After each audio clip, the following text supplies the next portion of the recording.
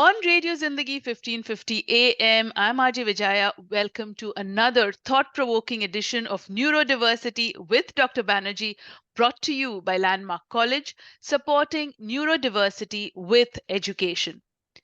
1 in 20 people worldwide, or 350 million people, have one of a dozen neurodiverse conditions, which include developmental disorders, learning disabilities, and physical challenges. Now, if you are at the receiving end of a neurodiversity diagnosis for your child, how do you deal with it and talk to your child or teenager about it? Dr. Manju Banerjee is Landmark College Learning Disabilities and Neurodiversity Ambassador at Large, and she joins me to educate us on the little and big things you need to know as you navigate your way around neurodiversity. Welcome, Dr. Banerjee. Great to have you on again. It's wonderful to be with you, Vijaya, and I'm looking forward to our session today. Yes, very significant session because I wanted to ask you how important is it to address the implications of being neurodiverse with your child or your teenager? Great question. And this is so particularly important for the Southeast Asian community because, as you know, in our community, we rarely talk about neurodiversity. Um, it is kind of expected that your son or daughter is going to be good in studies. Mm-hmm. And academics is held at a very high level. I Yes. mean, that a lot of not only the child's persona and impression of himself or herself, but reflected is reflected also in the parents. Very So true. anyway, Mm-hmm. academics is very high.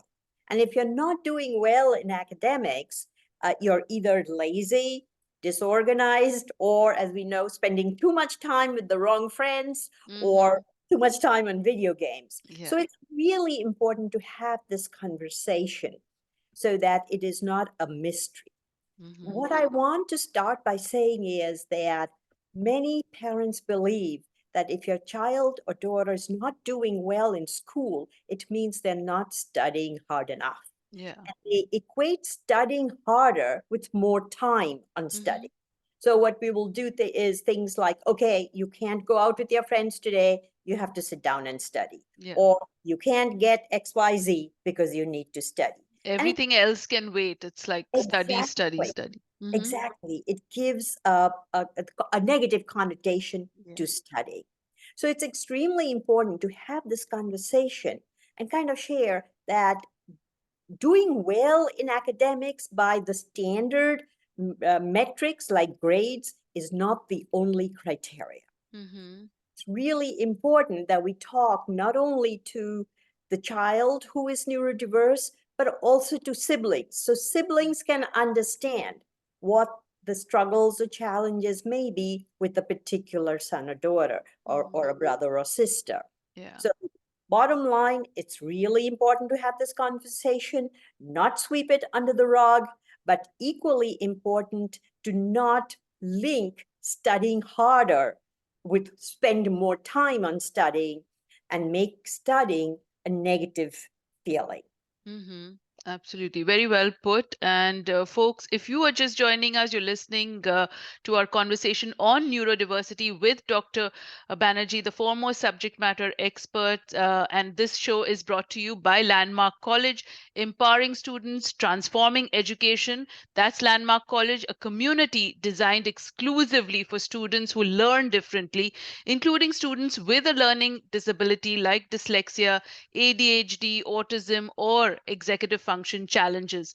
And you can reach out to Landmark College at landmark.edu and also find out more about their Bay Area Success Center in San Mateo right here at landmark.edu/success center, or you can call them at 408 505 4170. That's 408 505 4170. So, Dr. Banerjee, your input about why it's so essential to talk about neurodiversity to the child and to the immediate family as well, um, sparked another question in my mind, which is like for families with neurodiverse children, the journey often feels like flying an airplane without a manual, really. And so it's emotionally taxing, it's demanding, and you're continuously having to adapt yourself and learn. So the question really comes, how do you obtain, if you can give us some guidance on how and where to obtain an accurate diagnosis of the condition, and that would be a great for our families listening in. Absolutely. So, I think many Southeast Asian parents and parents in general feel like a diagnosis kind of dictates the person's life. And once you have a diagnosis or a label, Yeah. uh, you're pretty much categorized in a certain way, which may not be a positive approach. Mm-hmm. Mm-hmm. So it's really important that we understand the positives of a diagnosis. Last time I'd spoken about very briefly outline of how a diagnosis happens. Yeah. Especially if you're in a public school, you will get a referral. The referral then is to a child study team, and they will do an educational evaluation as well as a psychological evaluation, look at your cognitive profile, achievement measures, as well as executive function, social emotional areas. And then based on that and certain criteria, they will make a determination as to whether you qualify for Mm-hmm. special education services and you have a diagnosis. Mm-hmm. Uh, but what I want to say is, and I said this in our session right in the beginning, is neurodiversity does not equate to having a disability. Yeah. It is a difference, and it is the different ways in which we learn. Yeah. So, what I want to tell some of the folks in my audience is how to talk to your child. Yes. That's really important. Yeah. Now, How do you address this topic with them? exactly, Mm-hmm. exactly. Um, every family situation is different. Yeah. Family dynamics are different. So I would be foolish to try and give a generalization here. But there are some tips which are important, which are worth kind of reiterating. Mm-hmm. And one is to listen. To listen to your children is extremely important, and we don't do enough of that. Yeah. And this is not like, okay, tell me what it is while I'm multitasking on some million other things, but really putting a pause on everything else, taking time to listen to what is happening in their lives. Mm-hmm.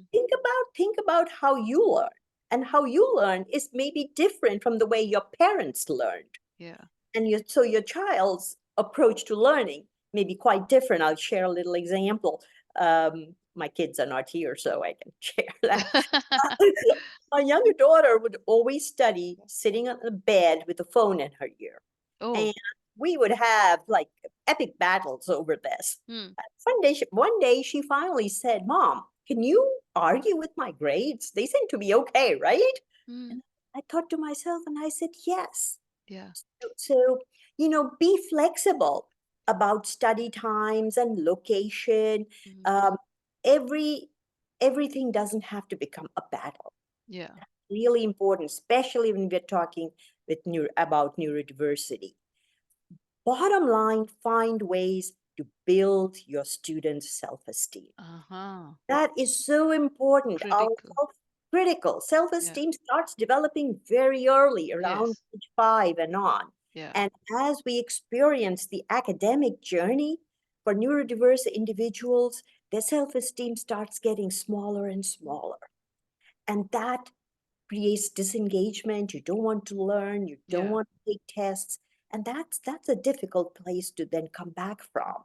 So Mm-hmm. it's really important that we address neurodiversity, and that we take time to listen, and we find ways to build a student's self-esteem.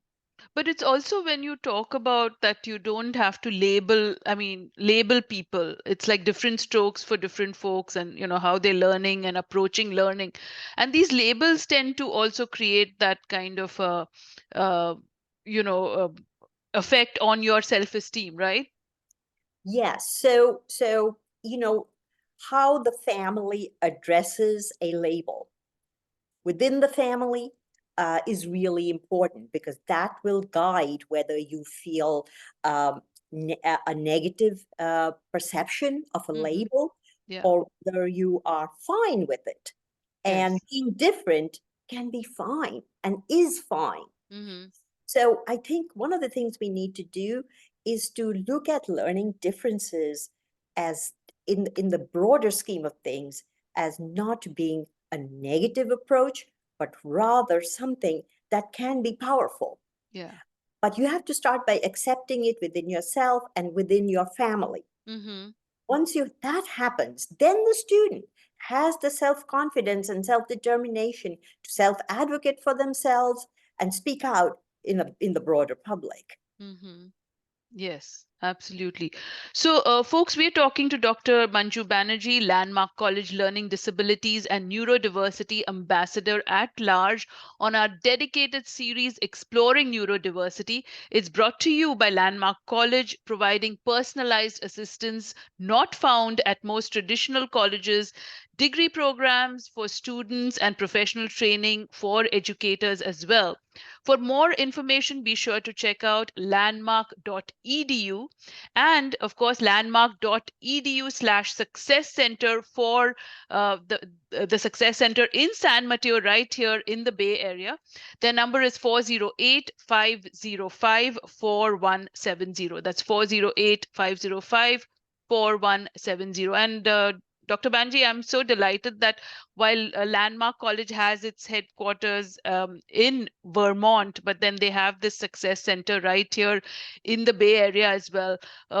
Possibly you were actually one of the foundational members of kicking it all off. So tell us a little bit about the Success Center here in San Mateo. About the Success Center in San Mateo, sure. As you know, Sandra Fischler is the director Yes, of the and we Success had her Center, on the show. and you had her on the show last week. Yeah, Um, I think what is unique about this Success Center, number one, it demystifies and debunks the myth that students who are neurodiverse cannot learn online. uh-huh. One of the jewels of the Success Center is the online dual enrollment program. There are Okay. other programs as well, especially around social emotional learning. But when I was there, it started with dual enrollment. And dual enrollment is enrollment both in high school and in college.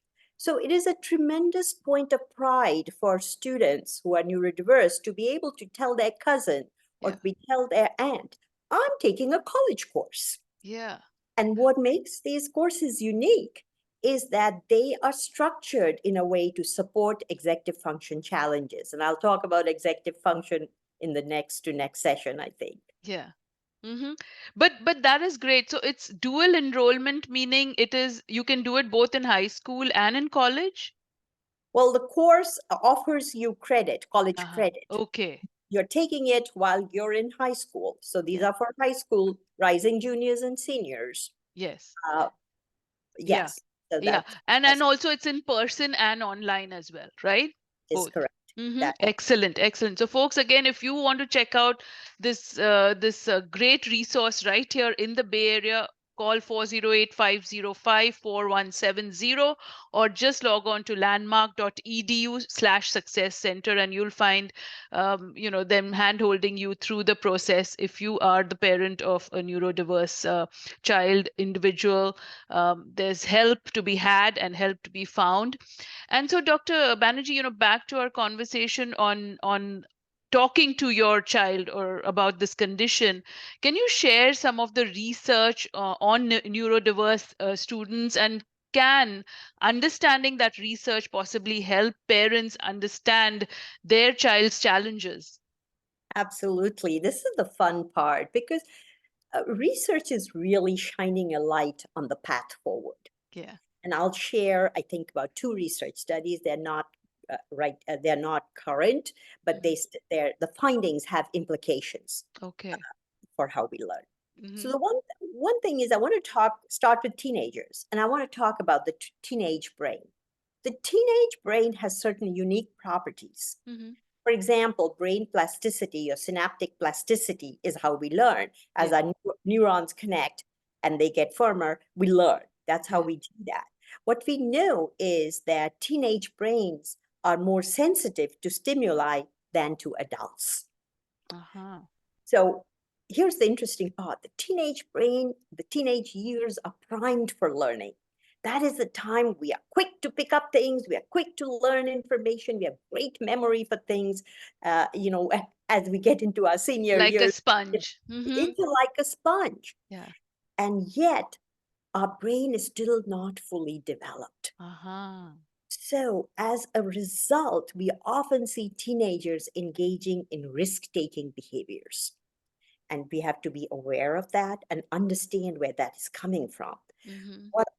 What happens is that the emotional part of the brain, the limbic system, and this is for everybody, Yeah. the limbic system, which is the emotional part of our brain, the flight fight part, Mm. that develops before the prefrontal cortex, which is the Uh-huh. thinking part of the brain, which is where all our executive function decision making lies. Okay. So Uh-huh. when the emotional part develops before the thinking part, these kids will engage in risk-taking behaviors, like Yeah. partying till 2 o'clock at night Right. before a test. Yeah. And there's a whole other examples that I can provide. So it's important for parents to understand it. This is not research should not be used as an excuse, but rather as an explanation of some of the behaviors that you're observing as parents. So that fine balance between knowing that, you're there, you're so alert that you can pick up so many things. At the same time, you're not fully matured as Yeah, a brain, right? exactly, Mm-hmm. exactly. I'll Uh-huh. share another quick research if I And may. before you do that, Dr. Banerjee, let me tell folks that you are listening to Neurodiversity with Dr. Banerjee, brought to you by Landmark College, offering an integrated approach to teaching students who learn differently and equipping them with the skills and the strategies they need to succeed in life. Reach out to them today at landmark.edu/success center or call them at 408-505-4170. That's 408-505-4170. And we're talking to Dr. Banerjee about how to approach neurodiversity with your child, the topic with your child, and really get him on board. Yes, Dr. Banerjee. Sure. Now, before I go into the second research, Yeah. which has implications for Mm-hmm. how we learn, I want to recommend a resource, and this is a book by Frances Jensen. It's called The Teenage Brain, a neuroscientist's survival guide to raising adolescents and young adults. Mm-hmm. It is a little bit technical, but it's not that technical. Yeah. But it really gives you an idea of what is happening in the brain as we are maturing and developing, and Mm-hmm. the behaviors that we see in our young adults and teenagers Yeah. can really be understood when we read this book. Mm-hmm. So Mm-hmm. that's a That's a recommendation. great resource. Yeah. Mm-hmm. Absolutely. Yeah. Another research, and this was done some time ago, but by really renowned researchers in the field of special ed. This is by Dr. Sally and Bennett Shaywitz, Mm-hmm. and this was at Yale University. It was in 2011, but it still has implications. And what they did is they did a longitudinal study uh, with children from 24 elementary schools in the state of Connecticut. So it was a Uh-huh. very large study. Yeah. And they were able to shake the general perception that IQ and reading skills kind of go hand in hand. They track dynamically. What they were able to show is for smart, bright, dyslexic individuals, Mm-hmm. they are smart, they're bright, but they have difficulty in reading. Ah. So to look at a child who is bright but who's Yeah. having difficulty keeping pace with the reading required in school doesn't necessarily mean they're being lazy or they're not putting in the effort. Yes. Really important that our audience understand that it is very possible to have highly intelligent dyslexic students with low reading scores. So There's you may be very intelligent, but you're not able to maybe read. And why is that? Why aren't you able to read? Yes, because it could be because of phonological awareness and phonological processing. It Okay. could be because of visual tracking. There's another research which shows for students with dyslexia who can't read, Mm. they are able to read if the information is provided in a small, like an iPod or an iPad. And if you Okay. Google Dr. Matt Schnepp's, Yeah. uh, this fascinating research comes up there. So Wow. once This is again, such an aha moment right there because, people generally tend to equate IQ with reading and all of that. So, yeah, yeah, yeah. yeah. Mm-hmm. So it's very possible to be Yeah. highly intelligent, bright, and we see this subgroup in the ADHD population Yes. whose cognitive scores are really high. And in Mm-hmm. fact, their academic scores are pretty strong too when you do Mm. the diagnostic testing you were Yeah. asking me about. Yeah. But because of their executive function challenges, they're disorganized, they don't finish tests on time, they don't turn in their homework on time, and all of that has to And do with their executive function. yeah. And people are not able to understand that. Mm-hmm. Right, That difference. Mm-hmm. right. Yeah. Exactly, Yeah. exactly. So I think the takeaway from the research knowledge is power. Mm. And I would strongly suggest our parents in the audience to read up on some of these research studies Yes. and what they tell you. It is Mm-hmm. not an excuse, as I said, Yeah. but it helps explain how the behaviors that you're seeing in your son and daughter. And it also helps to explain to you that your child, and if I may say this, your child is not stupid. Mm-hmm. And it's really important that they are in an environment, not only at home, but in Yeah. school, Yeah. like the special ed schools that there are, and colleges like Landmark College, which Mm-hmm. actually shine the torch on, Yes. on how these students learn. Right, right. Wow, this has been really eye-opening and truly. And thank you so much, Dr. Banerjee, for guiding us on how to communicate with the child and backing that up with all of the research and, basically communicating with them and equipping them to be the best version of themselves. So thank you, Dr. Banji. Can't thank you enough for all that you are sort of guiding our community through all of this neurodiversity issues and how to understand it. So thank you. And of course, looking forward to having you on our continued conversations. So, folks, Landmark College is on hand to help you every step of the way if you are a neurodiverse student or the parent of one. So visit landmark.edu/success center to learn more or call them today at 408-505-4170. And if you have questions on any aspect of neurodiversity for Dr. Banerjee, send them my way at vijaya@radiozindagi.com. That's VIJAYA at radiozindagi.com. And I'll be more than happy to pass it along to her. And join us again for more of these enlightening conversations every Thursday, 3:30 to 4 p.m. and with on neurodiversity with Dr. Banerjee, brought to you by Landmark College. I'm RJ Vijaya. For now, keep listening to Radio Zindagi. Jiye ja.